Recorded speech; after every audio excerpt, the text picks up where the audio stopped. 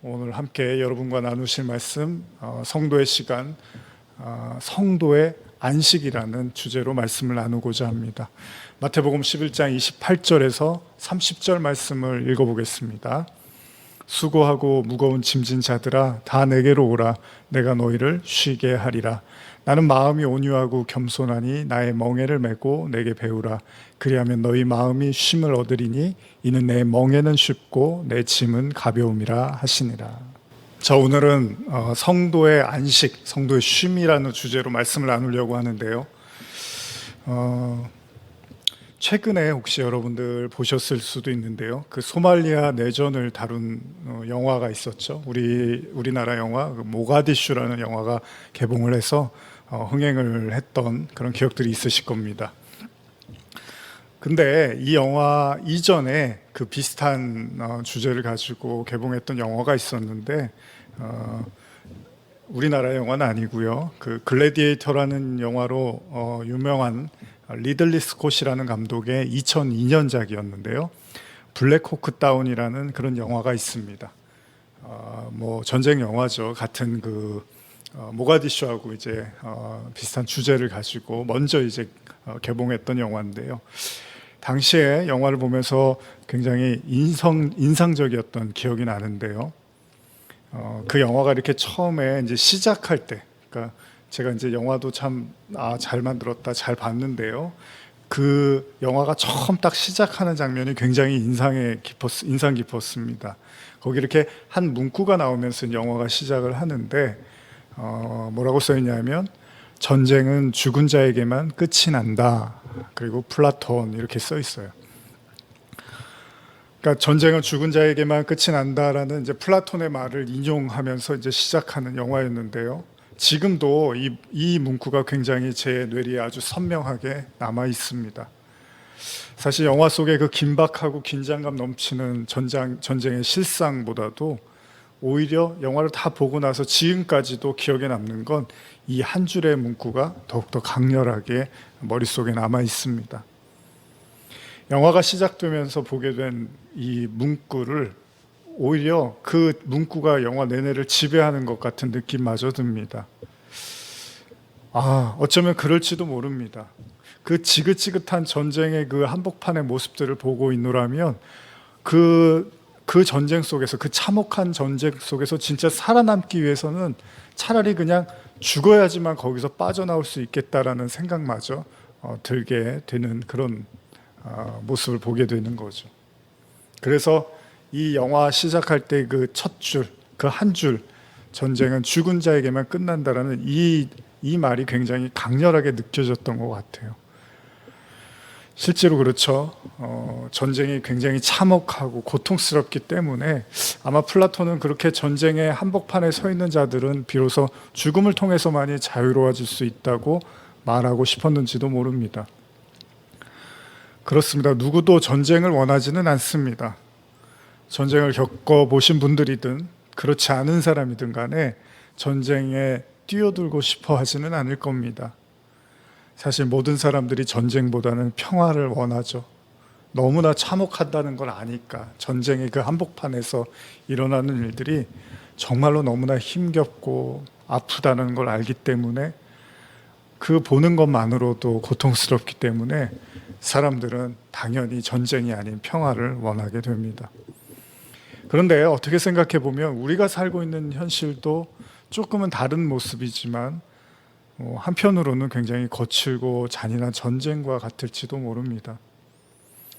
요새 여러분들 전 세계적으로 유명해진 그 오징어 게임이라는 그런 드라마 속에서도 사실은 아주 피를 튀기는, 정말로 이렇게 참 잔인하잖아요. 어떻게 보면 그 게임을 통해서 어떤 돈을 이제 갖기 위해서 정말로 그 참혹한, 어떻게 보면 놀이에 뛰어드는 거잖아요. 근데 사실은 이제 그런 모습을 보면서 우리가 드라마지만 우리의 현실도 사실은 어떤 의미에서는 저런 모습이다라는 생각을 하는 거잖아요. 겉으로 보기에는 그저 평범하고 대수로울 것 없어 보이는 그런 삶인 것 같지만 사실은요, 인간은 저마다 크고 작은 전쟁을 치르면서 살고 있기 때문입니다. 많은 사람들이 재밌게 봤던 그 미생이라는 드라마 혹시 기억나시나요? 저도 참 재밌게 봤었는데요. 그 드라마에서 나왔던 대사 중에 하나가 이런 대사가 있습니다. 모든 사람은 저마다 자기만의 바둑이 있는지 모르겠다. 이런 비슷한 대사들이 있는데요. 그건요, 사람은 저마다 자기만의 길이나 방법이 있다라는 이야기이기도 하지만요, 또 다른 의미에서는 저마다 자기만의 게임, 자기만의 싸움, 자기만의 전쟁을 치르고 있다는 의미이기도 합니다. 그렇다고 우리가 플라톤의 말처럼요, 죽어야만 끝나는 전쟁을 원하지는 않을 것입니다. 언젠가는 우리가 직면하는 수많은 전쟁 속에서 잘 살아남아서 승리를 맛보고 결국은 평온한 상태에 이르기를 원하겠죠. 그쵸? 누가 그 참혹한 전쟁에서 죽어야만 끝나는 그런 전쟁을 원하는 사람은 없을 겁니다. 그렇습니다. 전쟁을 하는 이유는요, 이기기 위한 거고요. 그렇게 이김을 통해서 사람들은 평안한 상태에 이르고 싶은 거죠. 다시 말하면 어떻게 보면 인간이 원하는 궁극적인 지점은 전쟁 그 자체는 아닙니다.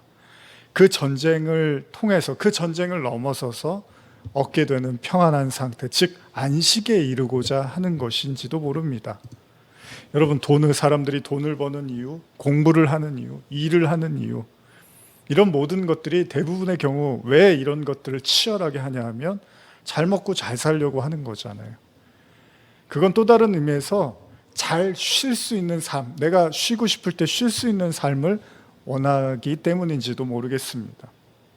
많은 사람들이 코로나 이전에 많은 사람들이 열심히 돈 벌어서 집도 사고 차도 사지만 또 하고 싶은 것 중에 하나가 좋은데 여행을 가고 맛있는 걸 먹고 그렇게 좀 누리면서 살고 싶어서 열심히 돈을 버는 경우가 많잖아요. 근데요, 또 아이러니하게 어떤 경우를 가만히 생각해 보면 쉬는 것보다 또 일하는 게 더 편하고 재밌다고 말하는 사람들도 많습니다. 가만히 생각해 보시면은 이제 그런 분들을 보셨을 거예요. 평생 일해온 직장에서 퇴직을 이제 하시게 됐는데, 정년이 돼서 이제 퇴직을 하셨는데, 오히려 그 이후에 이제 주어지는 그 자유로운 시간들이 굉장히 좀 지루하고 따분해서 곤혹스러워하는 그런 분들도 계실 겁니다. 자주 쉬지 못하고 일만 하는 사람들은 짧은 휴식이 꿀맛같이 여겨지겠지만요, 막상 일주일이고 2주일이고 쉬게 되면 또 지겨워하기도 한다는 겁니다. 그렇게 생각하면 전쟁 같은 치열한 삶이나 또 장시간의 한가로운 삶이 꼭 이거는 좋고 나쁘다, 이것과 저거는 정반대다라고 볼 수도 없는 것 같습니다. 치열한 한복판에서 인생을 즐기는 사람이 있는가 하면요, 조용한 휴식의 시간을 또 불편해하는 사람도 있기 때문입니다. 어떤 이에게는 일이 휴식이고 휴식이 일인 경우도 있기 때문입니다. 그래서 아마도 사람들은요, 적당한 긴장감과 또 적당한 휴식을 원하는지도 모릅니다. 모두가 아는 것처럼요, 지나치면 부족함만 못하다는 말처럼요, 적당한 일과 적절한 휴식을 통해서 사람들은 나름대로의 성취감도 얻고요, 또 쉼이 주는 즐거움도 누릴 수 있다는 겁니다. 그래서 하나님께서 우리에게 이 세상을 보내시면서 24시간을 주셨는데 낮을 주시고 밤을 주신 이유, 낮에는 움직이고 또 밤에는 쉬게 하셨는지도 모릅니다. 요즘 제가 이렇게 눈이 가끔 침침해서 안약을 이렇게 이제 사다가 발랐는데 갑자기 그런 생각이 들더라고요. 설교를 준비하면서 가만히 생각해 보니까 이 내 눈도 많이 피곤했나 보다라는 생각을 하게 되더라고요. 핸드폰 보죠, 노트북 보죠, 책 보죠, TV 보죠, 기타 등등 이런 것들을 통해서 어쨌든 간에 눈을 쉬지 못하게 계속 무언가를 이제 본다는 겁니다. 그러니까 눈도 고생을 많이 한 거죠. 여러분들도 아마 특히 이제 학생들도 그렇지만 휴대폰은 계속 이제 집에서 이렇게 들고 보는 경우들이 많잖아요. 어르신들도 그렇고 요즘은 어른 아이 할 것 없이 휴대폰 이렇게 많이 보잖아요. 작은 글씨도 보고 또 깜깜한 데서도 보고, 그러니까 눈이 이제 많이 피로해지겠죠. 그래서 눈을 감고 쉬라고 잠을 자는지도 모르겠습니다. 사실 눈을 이렇게 감고 잠깐이라도 이렇게 쉬게 해주는 게 굉장히 중요한 거잖아요. 이게 새삼 이게 중요하다는 걸 요즘 느끼는데, 그래서 많은 사람들이 그러하듯이 원하든 간에 원치 않던 간에 저녁이 되면은 다 눈을 붙이는 거죠. 물론 잠을 자야지만 그 신체의 기능이 다시 이렇게 회복이 돼 리셋이 돼서 하루를 잘 마무리하고 또 새로운 하루를 시작할 수 있겠지만, 이 눈이라는 관점에서 보면 잠을 자야지 또 사람이 눈을 감잖아요. 그래야지 눈도 또 쉬게 해주는 거잖아요. 그러니까 이것저것 보느라고 지친 눈에게 긴 휴식을 줄 수 있는 그런 시간인 셈인 거죠, 잠을 잔다는 건. 그런 의미에서 쉰다는 건 새로운 또 시작을 위한 것인지도 몰라요. 요즘 불면증으로 고생하시는 분들 뭐 가끔 저도 이렇게 또 성도분들하고 말씀 듣다 보면 또 그런 말씀도 하시고 그런데 불면증으로 고생하시는 분들이 많이 계실 줄 압니다. 잠을 제대로 못 자면요, 사실 다음날 그 활동에 큰 제약을 받게 되는 경우들이 많죠. 그리고 그렇게 이제 피곤이 계속 쌓이면 이제 자연스럽게 몸이 또 쇠약해질 수밖에 없겠죠. 그래서 참 잠을 또 잘 자야 되는 거죠. 그래야지 또 다음날 하루를 또 가뿐하게 시작을 할 수 있습니다. 두말하면 잔소리겠지만요, 사람은 적당한 일도 해야 되지만 잘 쉬기도 해야 된다는 거죠. 그러면서 생각해 봅니다. 우리가 잘 알고 있는 또 믿지 않는 사람들도 교회를 떠올릴 때 한 번쯤 들어봤을 말씀, 오늘 저와 여러분들이 시작할 때 읽은 말씀이죠. 수고하고 무거운 짐진 자들아 다 내게로 오라, 내가 너희를 쉬게 하리라. 사실 이 말을 듣는 것만으로도요, 예전에는 뭐 여러분들 어떠셨을지 모르지만 저는 이제 교회 뭐 막 학생 때 이렇게 다니고 이럴 때부터 참 이 말씀 보면은 물론 너무 이렇게 많이 보고 듣던 말씀이기도 하지만 이렇게 힐링 아닌 힐링이 됐던 것 같아요. 그러니까 보고 그런 말씀을 듣는 것만으로도 마음이 좀 편해졌던 것 같아요. 세상이 워낙 치열하고 격렬하다 보니까 뭔가 쉰다라는 이야기만 들어도 그 자체만으로도 반가워할 사람이 있겠죠. 그런데 가만히 이 말씀을 생각해 보면요, 예수님이 수고하고 무거운 짐을 진 자들에게 이렇게 오라고 하시면서 그들에게 이렇게 쉬게 해주시겠다고 하는데, 어떻게 쉬게 해주시겠다는 말일까, 이런 생각을 또 해보게 됩니다. 수고하고 무거운 짐진 자들을 와서 쉬게 해주시겠다 그러는데, 그게 뭐 주일날 이제 교회에 오면 뭐 쉴 수 있다는 얘기인가? 근데 이제 어떤 분들은 주일날 교회 와서 쉬는 게 아니라 더 바쁘고 뭐 일이 많아서 더 탈진하고 주일날 잘 못 쉬어갖고 주중에 더 피곤해하고 뭐 이런 분들도 계신단 말이죠. 그리고 와서 쉬게 해주시겠다는 게 뭔가, 진짜 쉬려면 아예 그냥 뭐 아무것도 안 해야지 쉬는 거잖아요. 근데 예수님이 나한테 와서 쉬게 해주겠다는 게 아무것도 안 하게 해주시겠다는 건가? 그러면 그냥 집에서 아무것도 안 하고 가만히 있게 해주시겠다는 건가? 도대체 뭘 쉬게 해주시겠다는 건가? 사실 우리가 이 말씀을 들으면서 막연하게 그래, 예수님한테 가면 그분이 나에게 쉼과 안식을 주실 거야 라고 생각을 하겠지만, 과연 그게 어떤 방식으로 지금 이런 말씀을 하신 걸까? 우리의 삶에서 실제로 어떻게 나타날 것인가? 그런 구체적인 어떤 생각을 하게 된다는 겁니다. 하나님이 인간을 어떻게 쉬게 해주시겠다는 말씀인가? 이런 생각을 하게 된다는 거예요. 보통 우리가 안식과 관련해서 이렇게 떠올리게 되는 말씀이 있는데, 그게 뭐죠? 바로 구약의 십계명이죠. 그러니까 안식하면은 저와 여러분들이 잘 쉬는 거 이렇게도 생각하지만, 성도들이라면 대부분 떠올리는 건 출애굽기의 그 십계명의 안식일을 거룩하게 지키라는 그 말씀을 더 먼저 떠올릴 수 있다는 겁니다. 그러니까 안식일, 뭐 안식 이런 게 그래, 하나님이 나를 쉬게 해주시지 이런 쪽보다는 주일을 빠뜨리면 안 되고, 주일날 예배 안 드리면 안 되고, 주일날 거룩하게 보내라고 하고, 주일날 일하지 말랬는데, 이런 쪽으로 생각이 더 발달했을 수도 있다는 겁니다. 어쨌든 간에 그 출애굽기 20장에 하나님이 모세를 만나시고 시내산에서 십계명 돌판을 주실 때 하나님의 말씀을 한번 좀 읽어볼까요? 출애굽기 20장 8절에서 11절인데요.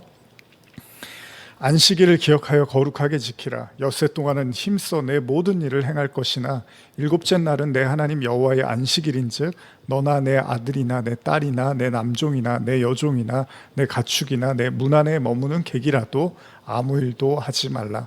이는 엿새 동안에 나 여호와가 하늘과 땅과 바다와 그 가운데 모든 것을 만들고 일곱째 날에 쉬었음이라. 그러므로 나 여호와가 안식일을 복되게 하여 그 날을 거룩하게 하였느니라. 잘 아시는 말씀이죠. 교회 나오면 거의 새신자 때부터 들으셨던 말씀이죠. 지금 읽은 것처럼 성경은 일곱째 날을 안식일로 정하여 그 날에는 아무것도 아무 일도 하지 말라고 말씀하십니다. 아무것도 아무 일도. 쉽게 말하면 그냥 쉬라는 거예요. 그리고 이 쉬어야 하는 안식일에 대해서 하나님은 거룩한 날이라는 걸 굉장히 재차 강조를 하고 계십니다. 아울러서 그날의 안식을 어기는 경우, 이게 중요한 거죠.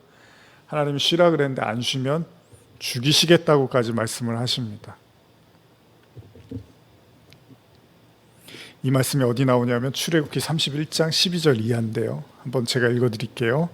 여호와께서 모세에게 말씀하여 이르시되 너는 이스라엘 자손에게 말하 이르기를 너희는 나의 안식일을 지키라. 이는 나와 너희 사이에 너희 대대의 표징이니 나는 너희를 거룩하게 하는 여호와인 줄 너희가 알게 함이라. 너희는 안식일을 지킬지니 이는 너희에게 거룩한 날이 됨이니라. 그 날을 더럽히는 자는 모두 죽일지며 그 날에 일하는 자는 모두 그 백성 중에서 그 생명이 끊어지리라. 엿새 동안은 일할 것이나 일곱째 날은 큰 안식일이니 여호와께 거룩한 것이라. 안식일에 일하는 자는 누구든지 반드시 죽일지니라. 이같이 이스라엘 자손이 안식일을 지켜서 그것으로 대대로 영원한 언약을 삼을 것이니 이는 나와 이스라엘 자손 사이에 영원한 표징이며 나 여호와가 엿새 동안에 천지를 창조하고 일곱째 날에 일을 마치고 쉬었음이니라 하라. 저도요, 그 학생 때요, 교회 다닐 때부터 많이 들었던 이야기지만 여러분도 마찬가지죠. 주일 잘 지켜야 된다는 말 아마도 이 이야기들을 참 오랫동안 들으셨을 거예요. 십계명의 안식일을 이야기하면서 성도는 반드시 주일 성수를 해야 된다, 이런 말이 있죠. 그런데 그렇게 안식일을 강조하면서도 정작 안식일에 일하는 자는 심판을 받는다는 말은 또 그렇게 많이 듣지는 못했던 것 같아요. 주일 성수라는 말은 많이 들었지만 그 일하면 심판받아 이런 얘기는 저는 많이 못 들어봤던 것 같습니다. 물론 예전에 종종 주일에 일하면 안 된다는 말씀 때문에 고민하는 성도분들을 봤던 어린 시절에 기억이 납니다. 저도 학생 때 그랬던 것 같아요. 주일날 공부해도 되나 안 되나 그래서 시계 보고 있다가 밤 12시 땡 되면 이제 시험 공부해야겠다 그랬던 적도 있는데요. 요즘은 좀 예전과는 많이 달라진 분위기를 느낍니다. 물론 지금도 또 그렇게 하시는 분들도 계시지만 만약에 우리가요, 이 말씀을 그냥 있는 그대로 생각한다면 하나님은 안식일, 즉 오늘날의 이제 주일이죠. 주일에는 절대 일을 해서는 안 되며 거룩한 날로 보내야 되고 또한 그 날에 일을 하면 심판을 또 받게 된다는 거죠. 심지어는 하나님이 안식일을 더럽히거나 일을 하는 자는 죽이겠다고도 하시고 하나님과 끊어진 자라고까지 말씀을 하세요. 그런데 아까도 말씀드린 것처럼 오늘날 주일에 일했다고 해서 하나님과 끊어진 자라고 생각하진 않잖아요. 우리가 심판의 대상이라고까지 그렇게 생각하진 않습니다. 세상도 신앙도 많이 바뀌었습니다. 물론 또 그렇지 않은 분들도 많이 계시겠죠. 그런데 가만히 말씀을 들여다보면 하나님은 이 안식일의 규례가요, 하나님과 그 백성 사이의 영원한 규례이며 표징이라고까지 말씀을 하십니다.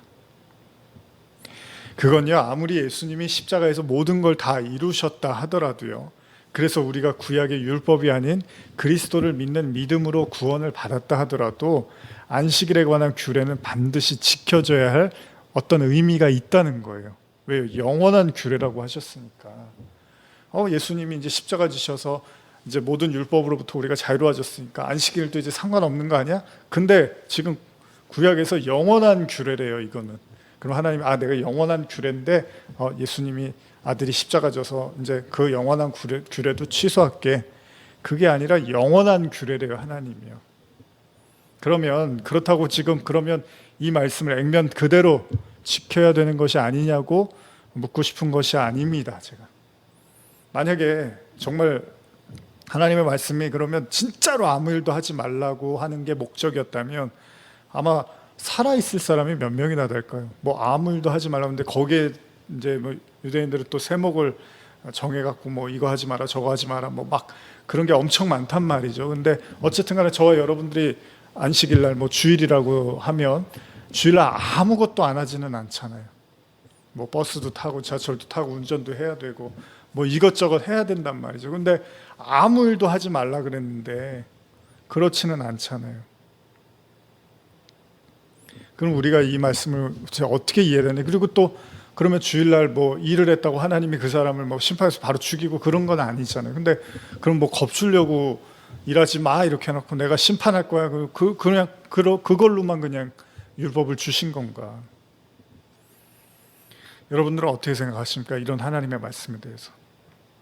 구약에서요, 하나님의 백성님을 상징하는 안식일 말고 또 중요한 율법이 있죠. 바로 할례죠, 할례. 할례도 굉장히 하나님이 중요한 유대인임을 상징하는 아주 중요한 율법으로서 이스라엘 백성에게 주셨는데요.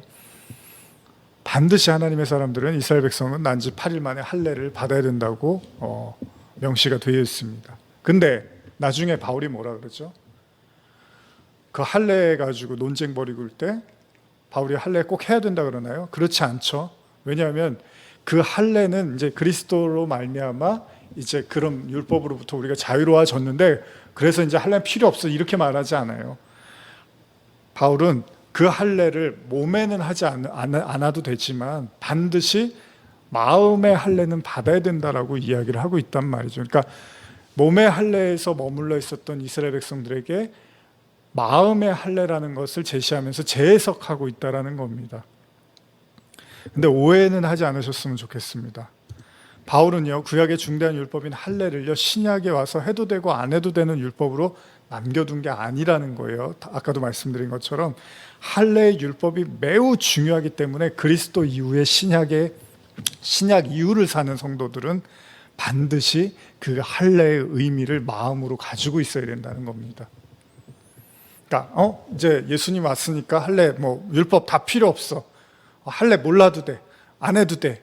이게 아니에요. 바울은 그렇게 말한 게 아니라 그래 이제 그거를 꼭 몸으로 행하고 하지 않느냐 이거가 중요한 게 아니라 진짜 너희가 그리스도를 통하여 하나님의 백성이 됐다면 할례를 왜 하라고 하셨는지 그 의미를 알라고 바울은 강조하고 있다는 것입니다. 그러니까 진짜 성도는 구원받은 진짜 성도는 육체의 할례를 하지 않더라도 반드시 마음의 할례의 증표를 가지고 있어야 한다는 것입니다. 이런 관점에서 안식일을 생각해 본다면요, 오늘날 우리가 구약의 이스라엘 백성처럼 안식일을 목숨 걸고 지키기 위해서 노력하지는 않지만 또 그렇게 하라고 하는 게 아니란 말이죠. 그러면은 천국 갈 사람이 없어요. 제대로 살아있을 사람이 없어요.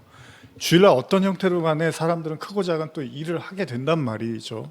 그리고 그 일이라는 것도 어디까지를 일이냐 아니냐라고 보기도 참 우리가 판단하기도 어려운 거고요. 그러면 지금 구약에서의 그 할례가 단순히 이제 몸에서 하는 것을 넘어서서 신약으로 넘어오면서 마음의 할례라는 걸 통해서 그 할례에 대한 깨달음을 가지라고 한 것처럼 여러분과 저는 그렇다면 구약에서 하나님이 왜 안식을 하라고 말씀하셨는지를 우리가 신약에 와서 그걸 있는 그대로 다 지키지는 않더라도 그 의미를 가지고 마음에 그 안식을 알고 있어야 된다는 겁니다.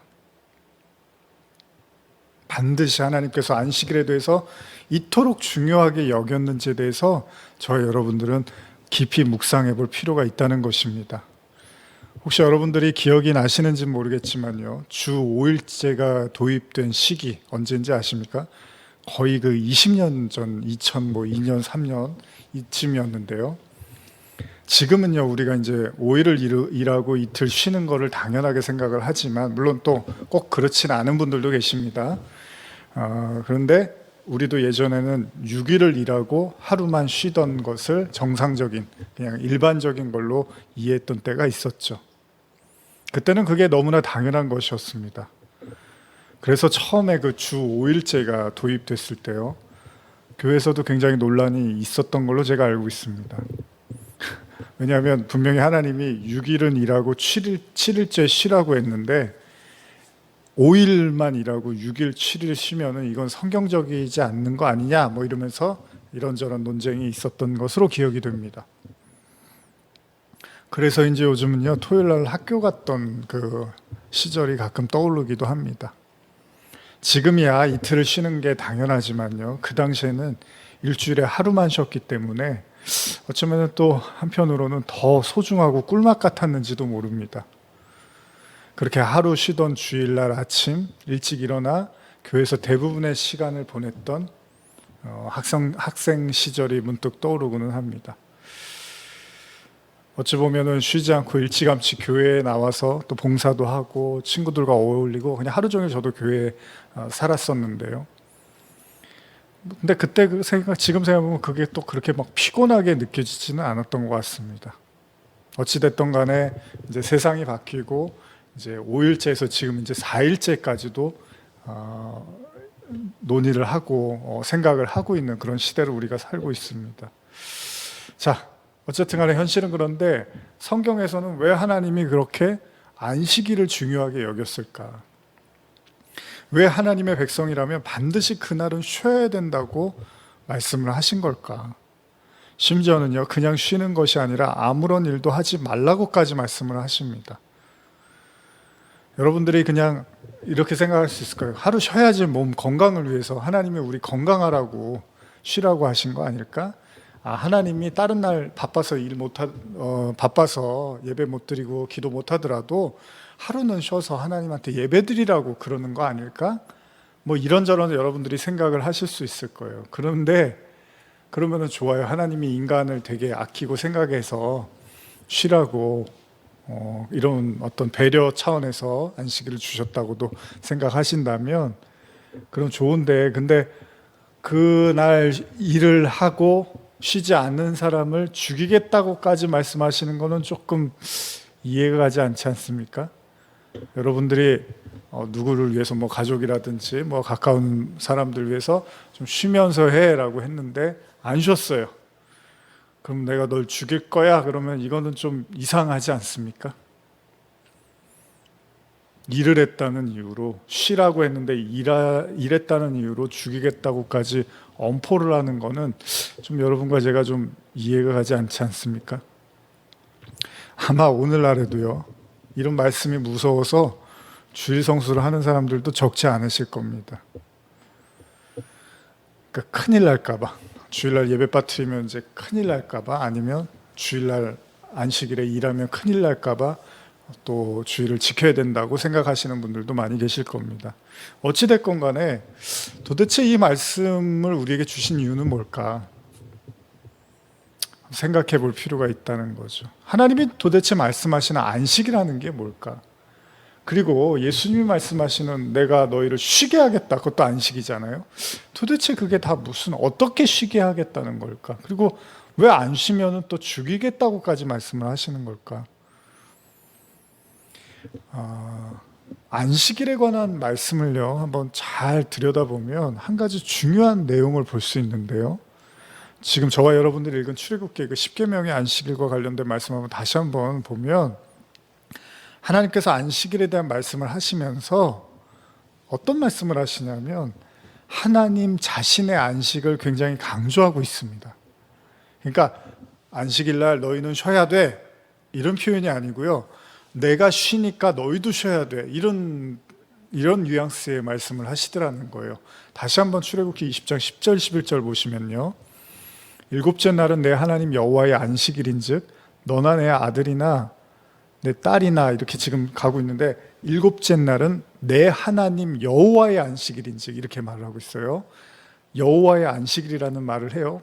그냥 뭐 붙인 거 아니에요. 하나님의 날이라고, 여호와의 안식일. 근데 계속 읽어볼게요. 너나 내 아들이나 내 딸이나 내 남종이나 내 여종이나 내 가축이나 내 문 안에 머무는 객이라도 아무 일도 하지 말라. 이는 엿새 동안에 나 여호와가 하늘과 땅과 바다와 그 가운데 모든 것을 만들고 일곱째 날에 쉬었습니다. 그러므로 나 여호와가 안식일을 복되게 하여 그날을 거룩하게 하였느니라. 여기 지금 읽은 것처럼요. 일곱째 날은 내 하나님 여호와의 안식일, 여호와의 안식일이다 이렇게 써놓고요. 그 다음 절에는 내가 모든 걸 만들고 쉬었다 이렇게 지금 말하고 있다는 겁니다. 그러니까 하나님은 안식일을 말씀하시면서 자신의 일곱째 날이 자신의 안식일이고 자신이 쉬는 날이기 때문에 너희도 반드시 쉬어야 된다고 말씀하시고요. 그리고 모든 걸 내가 만들고 쉬었다라고 분명히 말씀을 하세요. 그러니까 하나님이 쉬셨기 때문에 너희도 반드시 쉬어라. 지금 이런 표현을 쓰고 있는 거죠. 보통 우리가 직장에서 일하다 보면요. 사장, 이제 상사나 뭐 사장이 이런 말을 하죠.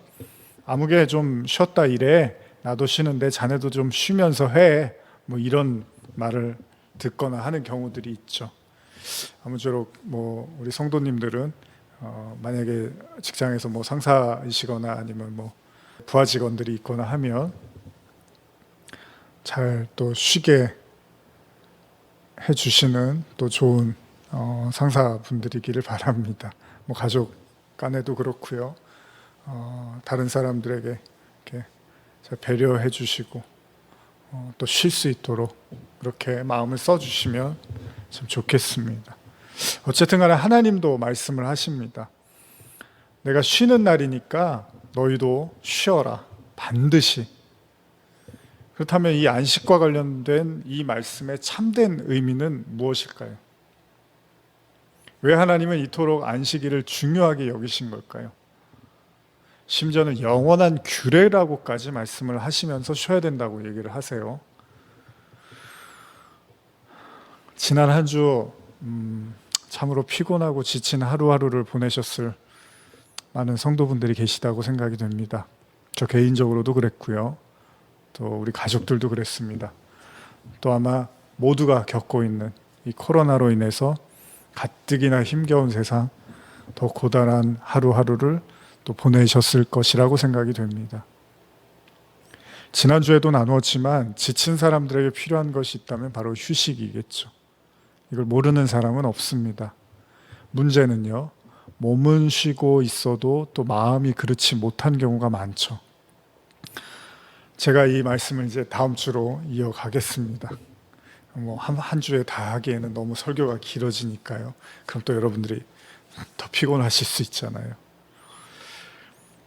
다음 주일로 설교를 넘기면서 마지막으로 오늘 처음 읽었던 본문, 예수님의 그 수고하고 무거운 짐진 자들에게 쉬게 해주시겠다는 말씀, 이걸 한번 다시 떠올려 보면서요.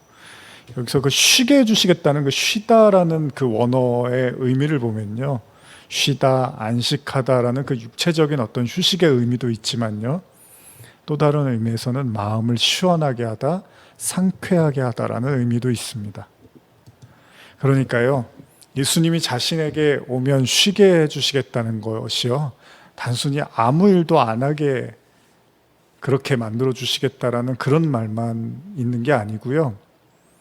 여러분, 쉬어도 쉬는 것 같지 않는, 뭐 요즘 아마 그런 마음들 있으신 분들 많겠죠. 특히 장사하시는 분들, 뭐 손님 없어서 뭐 편하다고 생각하시지 않잖아요. 내가 좀 힘들어도, 내가 땀을 흘려도 그래도 일하고 싶고 손님들을 맞이하고 싶은 마음이 더 크시겠죠. 시간이 많아졌다고 해서 그게 꼭 편하고 좋지만은 않는 분들도 많이 계실 겁니다. 아무리 먹고 자고 또 여행을 한다 하더라도요. 뭐 코로나 이전도 마찬가지지만 어떤 경우에는 그렇게 해도 도무지 마음이 쉬지 못하는 경우가 많죠.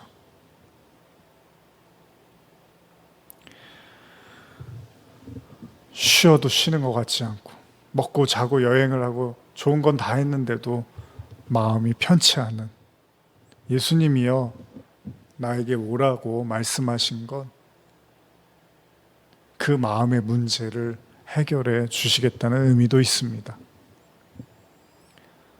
상처와 후회뿐인 과거, 그리고 불안한 미래, 그리고 한 치 앞도 내다볼 수 없는 그런 현재의 사이에서 초조하고 불안해하면서 떨며 살아가고 있을 그런 우리의 마음을 주님이 시원하게 쉬게 해주시겠다는 의미도 있다는 것입니다. 저와 여러분들이 그런 마음이 있을 거예요. 이 마음이 좀 시원해, 홀가분해졌으면 좋겠다. 이 초조와 불안을 다 떨쳐버렸으면 좋겠다. 정말 마음이 편안했으면 좋겠다. 그렇게 우리의 마음을 시원하게 해결해 주시겠다는 의미도 있습니다. 누가요? 예수님이요. 저는 오늘 이 설교를 듣는 모든 성도분들과 함께 그렇게 기도하고 싶습니다. 예수님, 우리의 마음을 시원하게 해 주시옵소서. 예수님, 우리의 마음을 잠잠하게 하여 주시옵소서. 예수님, 우리의 마음을 쉬게 하여 주시옵소서. 주님, 우리를 도와주시옵소서. 우리 이렇게 함께 기도하며 나아갈 때 하나님께서 우리의 마음을 만져주시고 새롭게 해주시기를 간절히 소원합니다. 기도하시겠습니다. 하나님 아버지, 하나님의 은혜가 필요합니다. 말씀을 듣는 모든 성도들의 정말 그 마음, 예수님이 나에게 오면 쉬게 해주시겠다고 말씀하셨습니다. 정말 예수님을 향하여 달려가는 성도들의 마음을 쉬게 하여 주시옵소서. 지치고 상한 마음을 보듬어 주시고 마음이라도 편안하게 하여 주시옵소서. 모든 상황이 바뀌지 않는다 하더라도, 모든 상황이 우리가 원하는 대로 뜻대로 되지 않는다 하더라도 주님으로 말미암아 성도들의 마음을 쉬게 하여 주시옵소서. 감사드리며 예수님의 이름으로 기도드립니다. 아멘.